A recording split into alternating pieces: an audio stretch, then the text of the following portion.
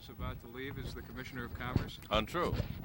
Bill has been working with me steadily and worked with me yesterday and today, and he has many more things to achieve before he does what he always said he would do, and that is return to the private sector. We've been fortunate to have Bill with us. He's made a great sacrifice in terms of commitments to his family, commitments to his business interests. Nothing is forever. Right now, Bill is and will be the Commerce Commissioner. He's given you that guarantee? He's right beside me. Is that for the foreseeable future? The foreseeable future, yeah. Governor, you're calling for the abolition of the State Liquor Authority. There have been many people in the past who have decried practices of that agency. They say now you're just jumping on the bandwagon. Why are you calling for the abolition of the SLA? I trust you know, because you study history, recent history. I called for the abolition of the SLA back in January when I presented my budget and criticized it long before that. And it's not just saying get rid of the agency. I want its functions, its proper functions of regulation and less regulation transferred to a more able agency, the agency that heads up our toxic substance abuse and control, whether it's drugs or alcohol. That's a competent agency to make sure that we don't increase the hazard of alcohol by excess consumption.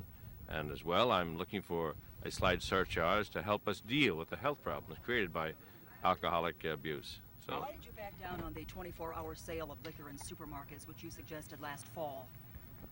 I said that my experience when I was a legislator in Washington, we were able to shop 24 hours a day for various kinds of beverages in supermarkets, and it was a healthy way to, frankly, take care of your needs and not be impaired by closing hours. And I still feel that the sale of beer and wines in supermarkets, we have 7 days a week supermarkets now, would increase the proper consumption and be economical, and I hope that day will come. That's a supermarket sale of wines and beer. Governor, the impasse is over with as far as the budget's concerned. Have you come up with any type of recommendation on how much aid Buffalo's going to get, or have you talked to city officials about guaranteeing them a certain amount of aid? Buffalo and the other cities like Niagara Falls will get aid when the counties get aid, and the county aid, which is the Medicaid pickup, in other words, reduction of real property tax and certain assistance to county functions, will come the same time that we bring in the targeted aid for cities in need. And Buffalo is one of those cities. We're making that permanent, and the two are tied together.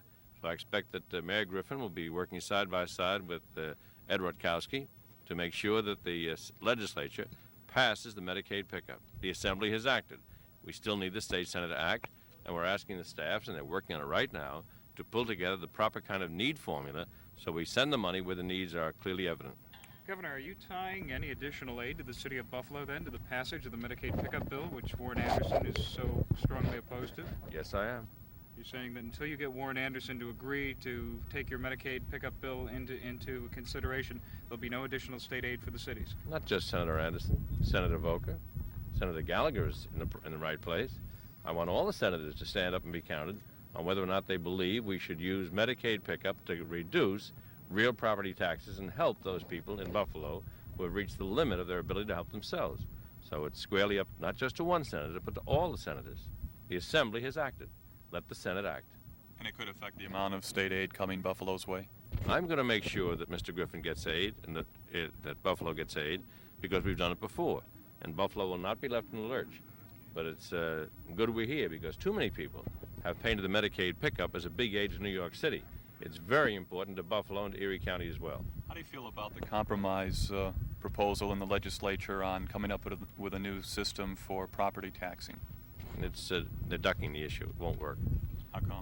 Because the courts will simply look at it and say it's a farce. And I will bring forth my own idea, which is in preparation right now, on how we can properly handle the Hallerstein decision. Wasn't yours one of the options? No. Governor, you fought long and hard to get Al Decker chairmanship. His term runs out next month. Are you satisfied with the job he's done, and will you recommend his reappointment? He's doing a good job in my estimate, and all reappointments to authorities of that kind will be made after due consideration of the record and the challenge of the future, what we need to cope with the light rail rapid transit completion, and then how we're going to pay the fares or what the fares will be on that system. There, I'm disappointed, terribly disappointed, that all the assurances we had that the Reagan cuts wouldn't hurt, those assurances have not been kept.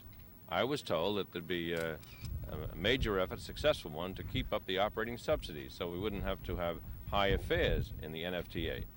But those who made those assurances, like Congressman Kemp, have not been able to deliver, unfortunately. Thank you, Governor. Thank you. Thank you.